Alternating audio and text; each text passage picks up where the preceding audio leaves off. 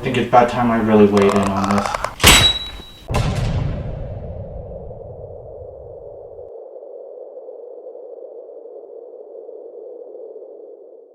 Now, first things first. I'm not going to delve too deep into the spoilers. Other channels have done that thoroughly enough already. So if you really want the classified documents, you're going to have to look elsewhere for them. Assuming Muso hasn't purged them already under Sony and Naughty Dog's orders. Granted, it does raise a few questions, such as where the fuck are the zombies in my zombie apocalypse? Why do I have to kill enough religious people to fill up a synagogue?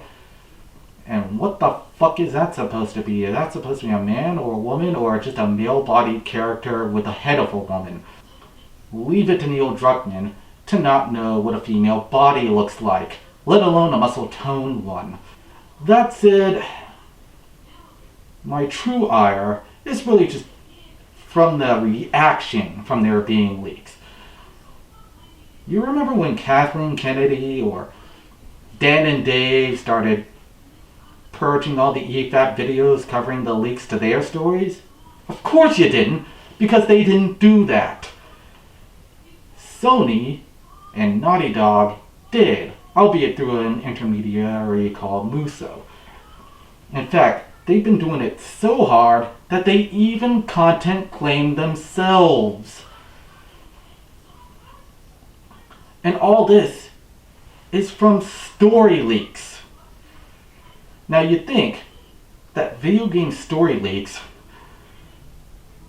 would be less detrimental to a video game than it would to a movie. And you'd be wrong.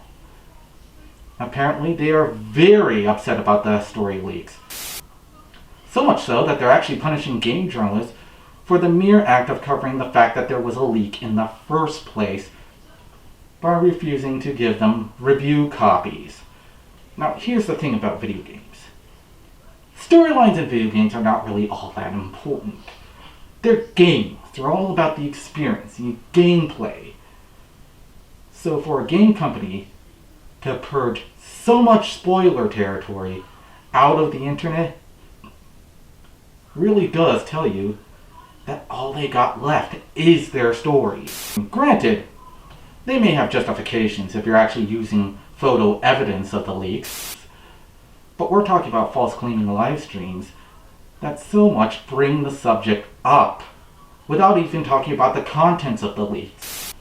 And now, let me ask you, if you take away the story from the Last of Us game, what do you really have? A generic zombie game that's barely worth your time. I mean, just travel back in time and look at the Mass Effect series.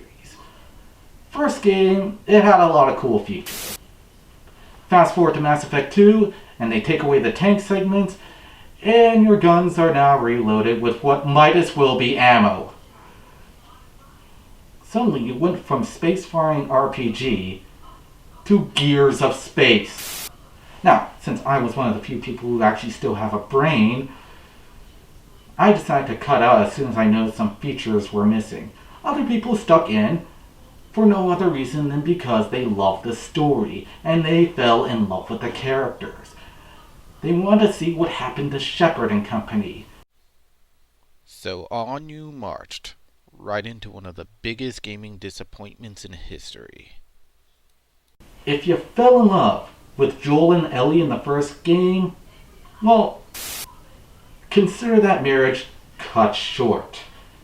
At this rate, Naughty Dog might as well be your abusive husband that's been punching you in the face using a golf club while cheating on you with that hot, sexy culture critic down the road. You know, the one with the hoopy earrings. Get the fucking divorce already. I mean, the more you support game companies like this, the more you're gonna be abused. And this isn't just for Naughty Dog. I mean, we've seen this in other companies. Why would you support something that actively hates you? And just think about what they had to hide in those leaks, in those spoilers. Oh, did I say leaks? I mean hack.